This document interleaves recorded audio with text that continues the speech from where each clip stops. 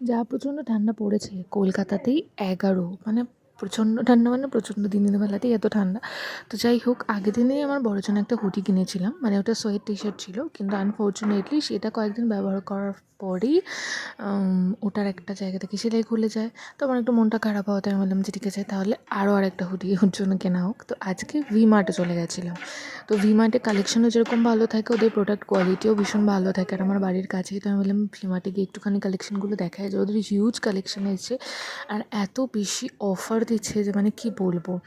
আর আমি তাই জন্য ওকে জিজ্ঞেস করছিলাম যে তুই কী রঙের নিবি। অ্যাকচুয়ালি ও যেহেতু সাইডে রেগুলার পরে যাবে, সেরকম একটু ডিপ কালারই খুঁজছিলাম, কিন্তু ওর অ্যাকচুয়ালি হালকা কালার পছন্দ, কিন্তু হালকা কালার নিয়ে গেলে তো সেটা দুদিনও রাখবে না।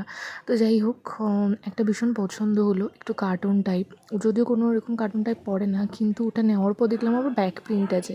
আলাম এটা নিয়ে নে, তো কুল লাগবে। তো ও আবার একটা চশমা পরে ইমোজি আমাকে সেন্ড করলো যে ওকে নিয়ে নে, তোর যেটা পছন্দ তুই সেটাই নিয়ে নে। তো নিয়ে নিলাম। আর এখানে সোয়েট টি শার্ট, সোয়েটার প্রচুর প্রচুর কালেকশন আছে। ভি-মার্টে সত্যি প্রচুর কালেকশন থাকে, যার থেকে বেছে নেওয়া যায়। যেটা তুলনামূলক স্মার্ট বাজারে আগের দিনে গেছিলাম, স্মার্ট বাজারে তো কোনো কালেকশনই নেই। মানে এক শীতকালে স্মার্ট বাজারে, যেটা নাকি রিলায়েন্সের, সেখানে নাকি একটা ছেলেদের হুডি বা সোয়েট টি শার্টের কোনো প্রোডাক্টই ওরা রাখে না। আমি তো শুনে অবাক হয়ে গেলাম, যেখানে ভি-মার্টে এত সুন্দর সুন্দর কালেকশন রিজনেবল প্রাইসে। আমি যে হুডিটা নিয়েছি, যেটা 649-এর মধ্যে, 450 টাকার মধ্যে এরকম মোটা হুডি এত সুন্দর কোয়ালিটির ভাবাই যায় না। তো আমি মানে কোনো একটুখানি সুন্দর, একটু স্টাইলিশ, একটু কোয়ালিটিতে বেটার হলে আমি সবসময় ভি-মার্ট থেকেই নিই। আমার জন্য কিছু নিতে হলে আমিও তখন ভি-মার্টটাই প্রেফার করি। আর আরও হালকা কালার ছিল, ভাবছিলাম হালকা কালার নেবো, তো সেগুলো দেখছিলাম 800-900-র মধ্যে অনেক সুন্দর সুন্দর কালেকশন আছে। যেগুলো এখানে 800-900, 650, সেগুলোই রিলায়েন্সে কোনো মানে কালেকশন তো সেরকম নেই। রিলায়েন্সে আমি গেছিলাম, আমি স্মার্ট বাজারের পরে আমি রিলায়েন্সেও গেছিলাম। রিলায়েন্সে তো বাপরে যা দাম, উফ। তো যাই হোক, আমি তারপরে একটু হাঁটতে হাঁটতে জুতো সেকশনে চলে গেছিলাম, যে যদি আমি কিছু ক্রক্স পাই, কারণ আমি ক্রক্সের ভীষণ বড় ফ্যান।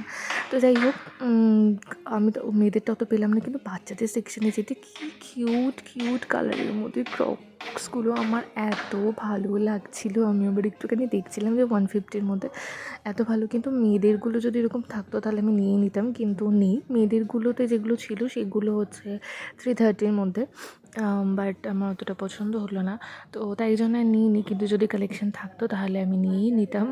আর বাকি এমনি শীতকালে যে শুগুলো থাকে সেগুলো ছিল। তো তারপরে আমার একটা রিপোর্ট নেওয়ার ছিল, তাই আমি চলে গেছিলাম স্পেশালিস্টে। আর কী সুন্দর গণেশ মূর্তিটা। তো তারপরে মানে এত হাওয়া দিচ্ছিল, কান ফান ঢেকে আমি গেছিলাম, আর একটুখানি ঠান্ডাও লেগেছে, মানে চাপা ঠান্ডা, যেটা হয়তো বাড়ি থেকে বোঝা যাচ্ছে না।